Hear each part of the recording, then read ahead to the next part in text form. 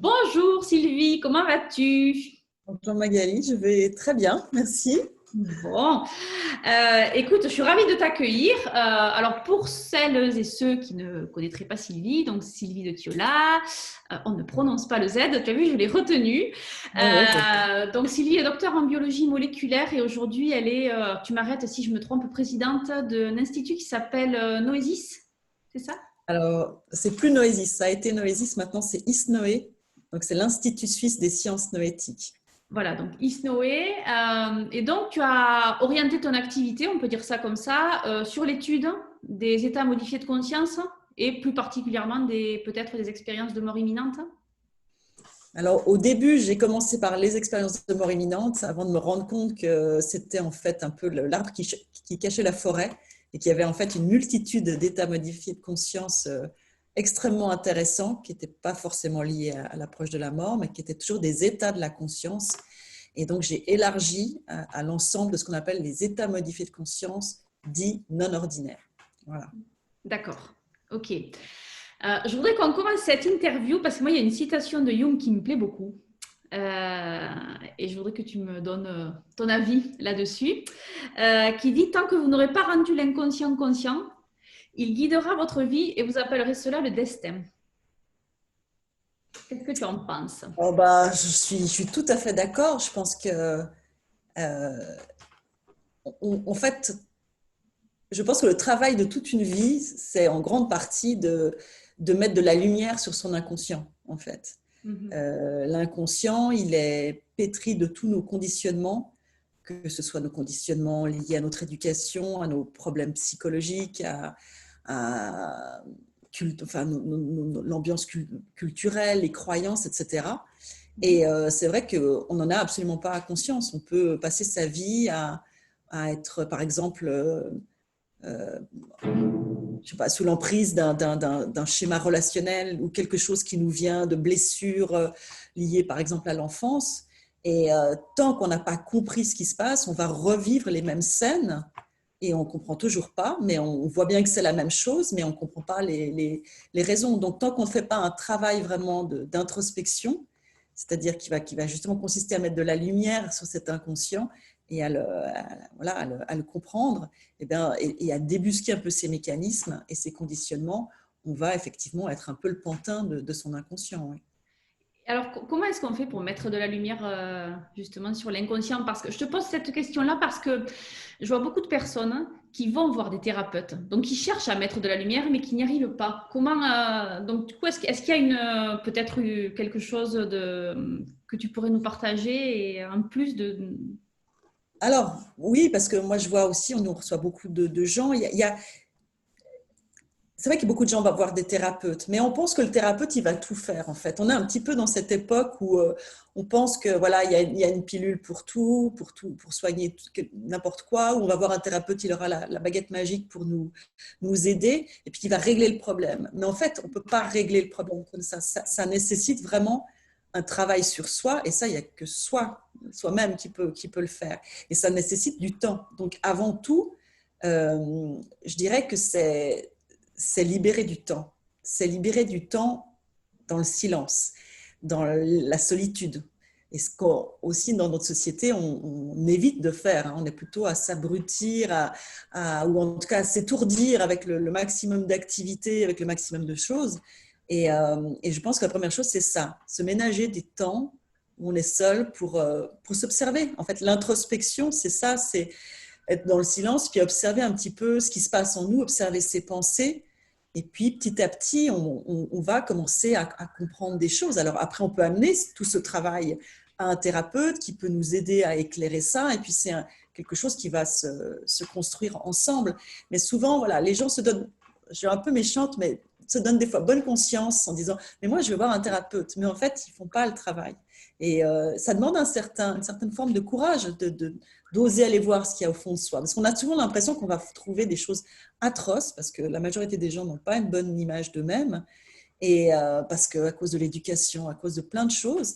Donc, voilà, on a l'impression que c'est un peu des épouvantails qu'on a mis et on se fait peur tout seul, alors qu'en fait, non, quand on va voir au fond de tout ça, c'est souvent des fragilités, des blessures, on est tous pareils, hein, Et voilà, c'est pas des choses terribles, mais il faut aller oser voir. Donc c'est vraiment prendre un temps pour soi peut-être. C'est Oui, prendre. je dirais qu'il faudrait tous les jours, en fait, déjà prendre, Mhm. quand on n'a rien à faire, eh ben, ne pas essayer de combler tout de suite ce vide par je mets la télé ou je mets une émission sur YouTube ou je mets de la musique. Non, accueillir ce temps ou prendre du temps pour aller marcher tout seul, être seul aussi, parce que souvent, voilà, en ce moment, en plus, alors je dirais, le Covid Ouais, est parfait parlons-en. pour ça. Parlons-en est une période parfaite. Et moi, c'est le sens que je vois. Alors, après, chacun de voir le sens qu'il veut dans les événements qui nous arrivent. Et pour moi, le sens premier que, que nous apporte en fait cette pandémie, c'est qu'elle nous force en fait alors nous distancier. Donc, on est moins en interaction tout le temps avec les autres. Elle nous oblige en fait à être un peu tout seul. Et particulièrement pendant les moments de confinement. Et, et du coup, voilà, c'est un moment parfait pour, au contraire, ne pas fuir, ne pas se fuir. Voilà, être avec soi-même. Être avec soi-même et apprendre à faire connaissance avec soi. Parce qu'il y a des Ouais, gens qui passent leur vie à s'éviter, je dirais. sûr.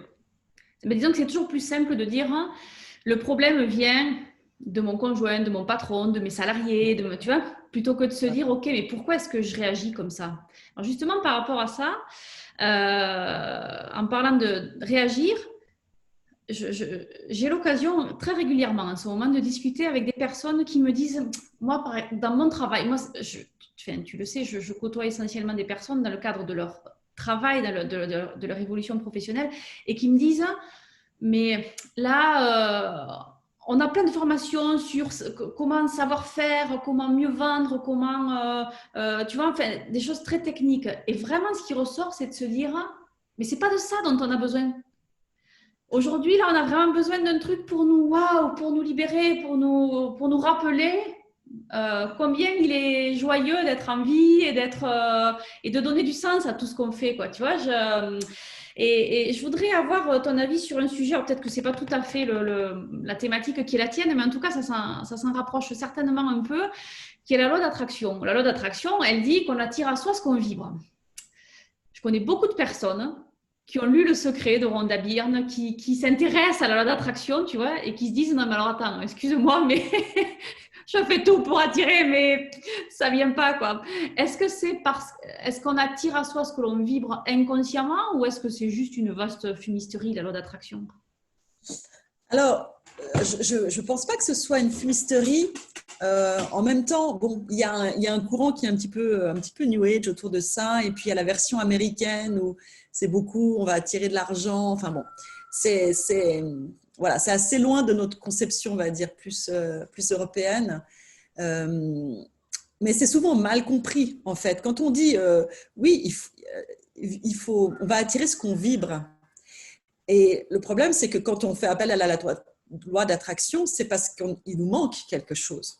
Ah ben, on aimerait bien avoir plus d'argent, ou on aimerait avoir une relation, on aimerait rencontrer l'amour, on aimerait avoir le job de ses rêves. Mais au moment où on émet cette intention, en fait, on vibre le manque. Mhm. Et tant qu'on vibre le manque, on va attirer le manque. Mhm.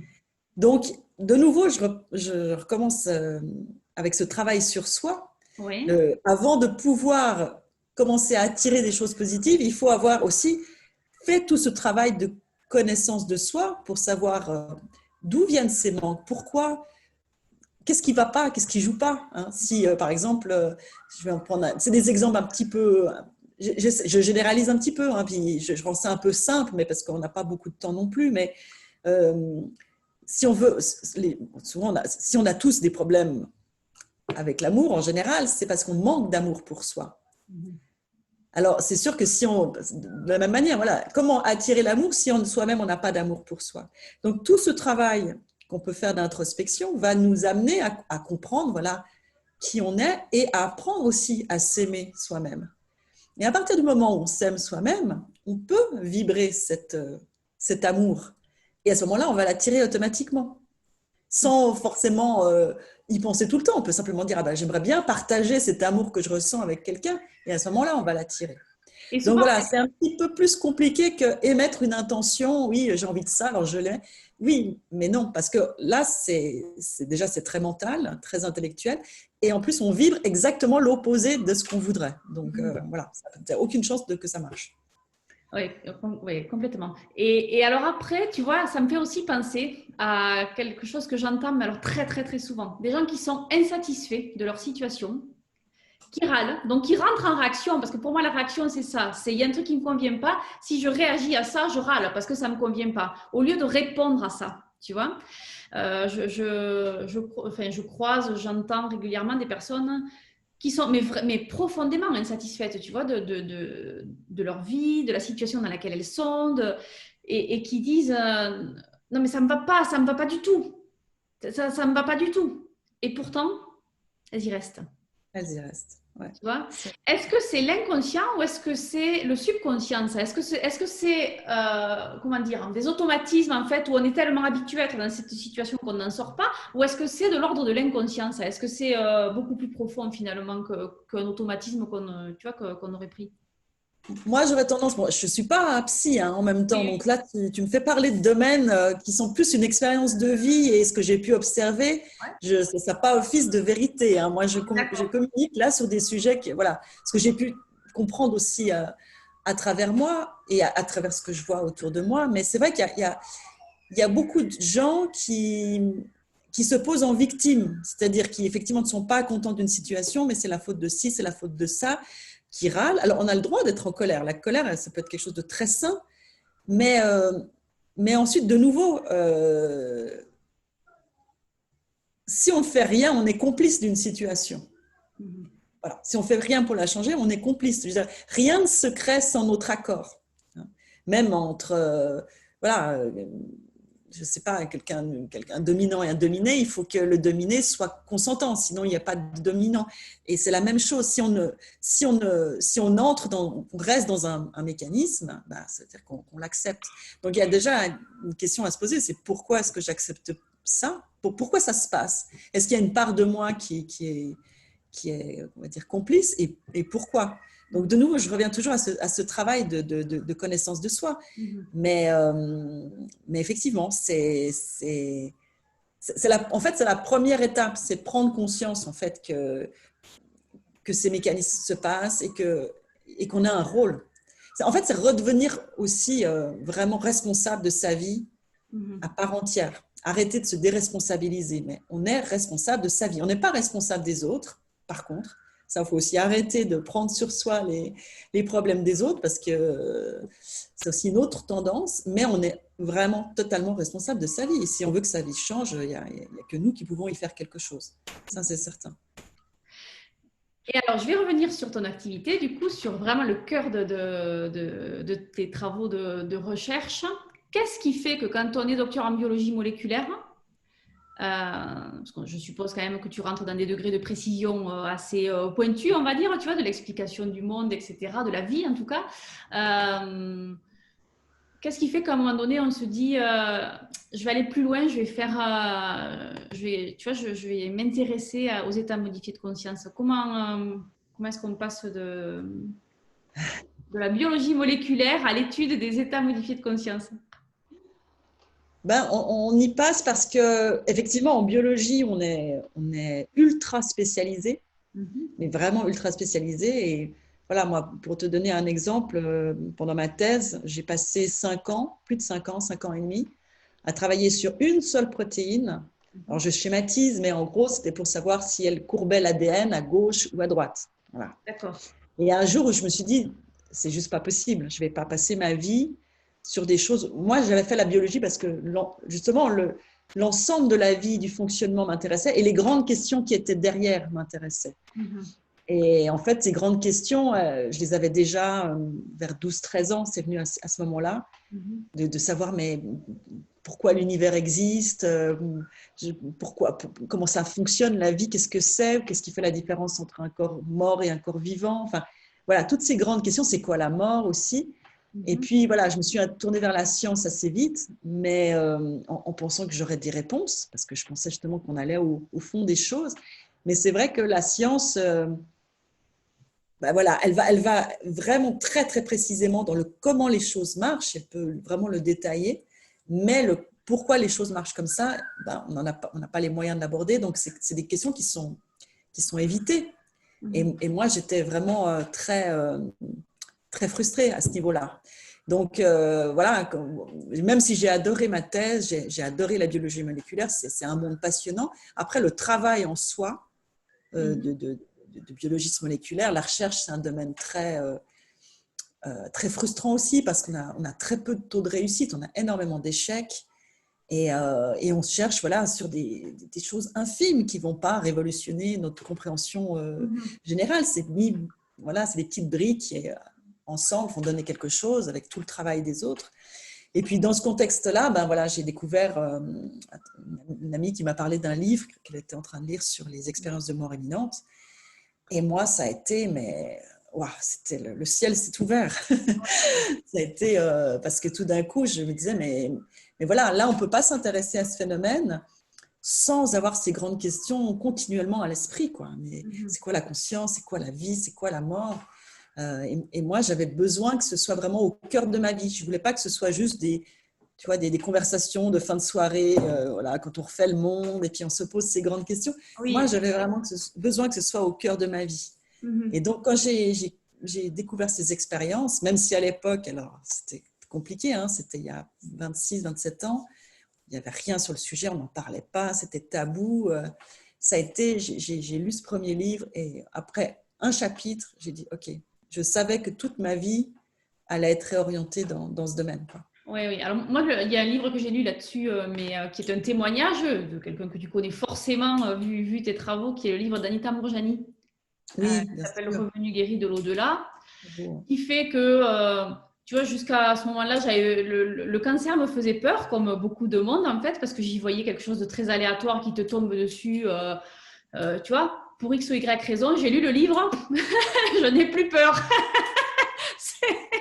Parce qu'effectivement, tu vois, il y a quelque chose d'assez à la fois très rationnel, parce que c'est quand même un témoignage. Donc et puis Anita Mourjani, elle est normalement constituée. En fait, je veux dire, tu vois, c'est Madame Tout le Monde. Hein, je veux dire, et son témoignage est, enfin, je trouve particulièrement clair, particulièrement bien décrit, avec des faits scientifiques à l'appui d'ailleurs. Hein, tu vois, la réduction de ces tumeurs, je crois, de 70% en quelques jours, enfin, ce qui est juste un truc après être parti dans l'au-delà et revenu. Enfin, bon, tu vois, j'ai envie de te dire que même quand on n'y croit pas, tu lis le livre, tu es obligé d'y croire après. Parce que tu te dis, ben oui, voilà, c'est clair et net. Et la question que je voudrais te poser par rapport à ça, c'est que moi, aujourd'hui, j'ai une conviction absolue qui est de me dire, la mort n'est qu'un passage. Il y a une boule qui est tombée du sapin pour fêter ça. J'avais l'impression que c'était un applaudissement presque. Moi, je l'ai entendu. Elle est là. Ben, voilà. Donc, je disais, la mort n'est qu'un passage. C'est un signe. C'est joli en tout cas. Ouais. C'est très drôle. Et en fait, tu vois, on se dit, bah oui, le corps est mort, mais l'âme reste en vie. Tu vois, est-ce que ça s'explique ça? Est-ce que toi, à ton niveau, avec tous les travaux de recherche que tu as fait, ton activité au quotidien, et moi avec ma boule de Noël dans les mains d'ailleurs, est-ce qu'on sait localiser ça en fait? Est-ce qu'on sait dire où cette vie se trouve après? Comment tu vois, je pense notamment aux gens qui ont perdu un être cher, qui se disent, tu vois, qui sont vraiment dans la lourdeur de se dire waouh, mais ma vie sera plus jamais comme avant. Et quand tu entends ces gens qui ont fait des expériences de mort imminente, ils te disent non, non, mais attendez, arrêtez ça tout de suite. Le corps n'est plus là, mais l'âme existe, elle est toujours là, elle est toujours en vie, elle est toujours vivante, et même bien plus que ce que vous pouvez l'imaginer. Est-ce que tu aurais des précisions à apporter là-dessus? Sur la localisation, sur la façon dont on pourrait peut-être se connecter? Je ne sais pas si le mot est juste. Alors, la localisation, c'est compliqué. Hein. Bon, déjà, il faut dire que scientifiquement, là, on a aucun moyen de vérifier quoi que ce soit, puisque l'âme ou la conscience est quelque chose qu'on ne mesure pas. On n'a pas d'outils pour mesurer ça. Bon, il y a peut-être des travaux qui sont faits hein, dans certains laboratoires ou un petit peu alternatifs qui essayent de mesurer ça. Mais disons qu'officiellement, il n'y a rien de… Voilà, on ne peut pas vraiment le dire. Mais peut-être qu'il y a quelque chose à mesurer par ça. Donc, la localisation, c'est difficile. Après, il y a des gens qui voient tu sais, il y a ce qu'on appelle les NDE empathiques, où c'est des gens qui assistent à la mort de quelqu'un et qui voient justement quelque chose qui s'échappe du corps. Donc, voilà, qui peut prendre une forme, des fois plutôt humanoïde ou des fois de forme de boule. Donc, ça reste à proximité. Ça semble rester à proximité du corps, puis finalement, ça s'en va. Où elle va, cette conscience, c'est difficile à dire. C'est probablement des plans différents, tu vois. Il y a des changements de… Alors là, nous, on se base essentiellement sur les témoignages. Hein. C'est sur l'ensemble c'est des milliers de témoignages, toutes expériences confondues, qui donnent l'impression que, voilà, notre plan de la réalité quotidienne, voilà, il est très limité, hein, on le sait. C'est le spectre du visible, par exemple. Hein, on sait très bien que c'est une toute petite partie du champ électromagnétique. Donc, voilà, il semblerait qu'il y ait plein d'autres plans qu'on ne peut pas voir, en tout cas nous humains, et donc qui probablement correspondent à des fréquences différentes. Tu vois, c'est un peu comme un poste de radio où nous, on serait sur un type de fréquence, puis voilà, on peut capter certaines choses, et puis tout d'un coup, l'âme, elle passe dans des fréquences différentes et on ne peut plus la capter. Donc voilà, c'est ce que je pourrais dire le plus… Oui.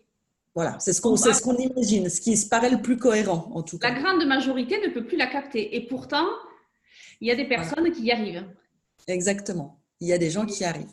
Voilà. Et c'est assez surprenant parce qu'effectivement, quand on est plutôt rationnel, on se dit, mais non, mais attends.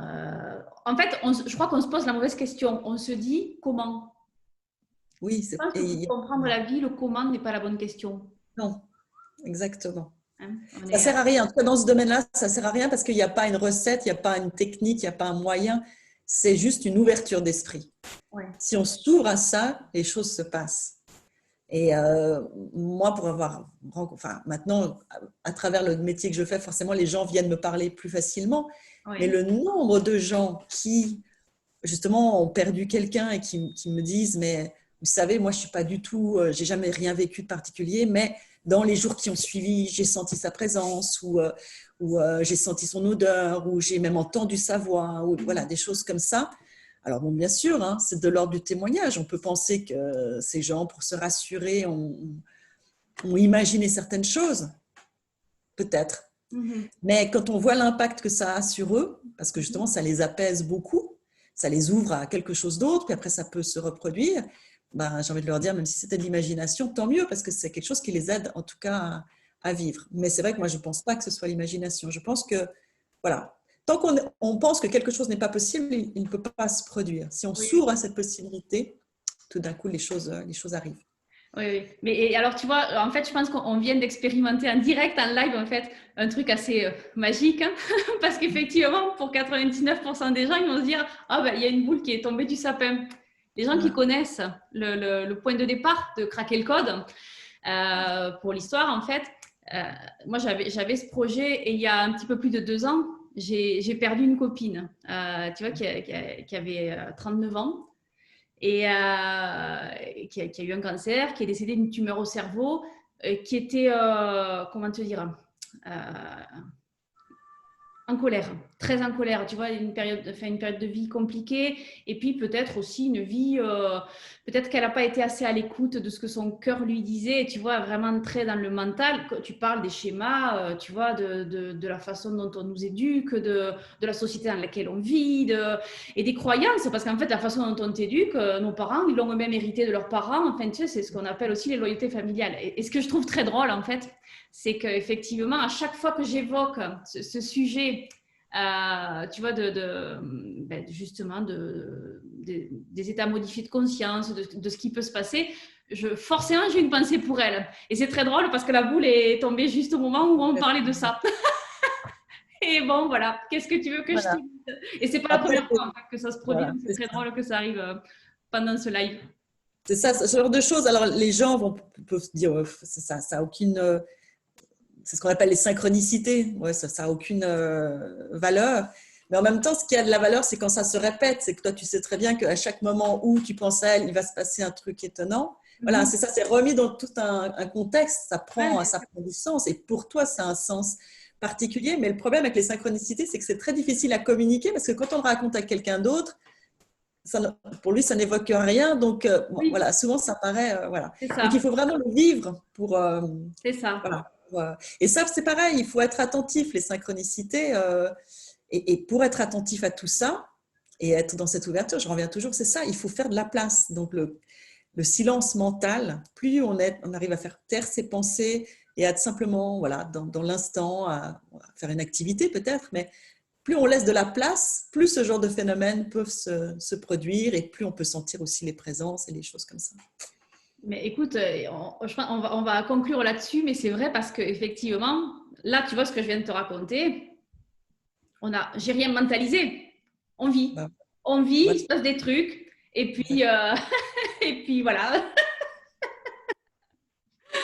Donc, et je pense qu'effectivement, tu vas me dire ce que tu en penses en mot de conclusion, mais est-ce que finalement l'essentiel, c'est pas de vivre pleinement sa vie pour être pleinement conscient? Complètement. Et c'est pour ça que de nouveau, euh, des fois, on est plus dans nos pensées que vraiment dans la vie. On est souvent soit perdu dans les souvenirs ou en projection des événements futurs, mais on est rarement justement en train de vivre ce qu'on a à vivre. Je crois que c'est John Lennon qui a dit la vie, c'est ce qui passe quand vous êtes occupé à penser à quelque chose ou un truc comme ça. Je ne D'accord. sais plus, c'est dommage, je ne l'ai plus exactement, mais Je crois que John Lennon, il a dit une citation. Tu sais, c'est lui qui a dit quand j'étais petit, on m'a demandé ce que je voulais être quand je serais grand. J'ai répondu heureux. Ils m'ont dit que je n'avais pas compris la question et je leur ai répondu que eux n'avaient pas compris la vie.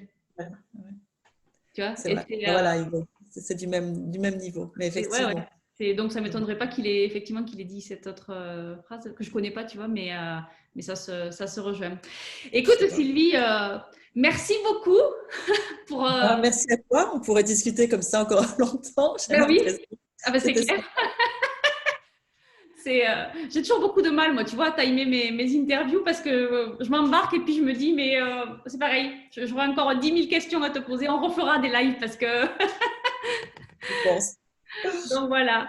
Bon, ben écoute, merci beaucoup. Je rappelle juste pour les personnes qui nous regardent que tu fais partie de la tournée Craquer le Code et tu seras avec nous au Palais des Congrès de Paris le 17 septembre 2021 en compagnie de tous les autres intervenants, Fabien Pelouse, Laura Massis, Edgar Gros-Piron, Virginie Delalande, Michael Aguilar, Valérie Marie, enfin j'en passe, la liste est longue, Christian Junot, Bernard Tellier, voilà, on est nombreux sur cette tournée et je vous remercie vraiment à tous d'être sur cette aventure parce que c'est avant tout, on se le dit souvent, c'est avant tout une aventure humaine qu'on a envie de faire rayonner et c'est ça que je trouve vraiment génial. Merci à toi. Et puis aussi, merci mille fois pour ta participation au documentaire, donc Craquer le Code, qui est sorti le 26 novembre et que vous pouvez retrouver sur la page d'accueil du site www.craquerlecode.com. Donc documentaire sur lequel justement tu nous partages ta vision en fait de ce qu'est Craquer le Code. Et pour ça, mille fois, merci beaucoup Sylvie. Je te dis Merci à bientôt et à à bientôt. très vite sur la tournée. Bonne journée.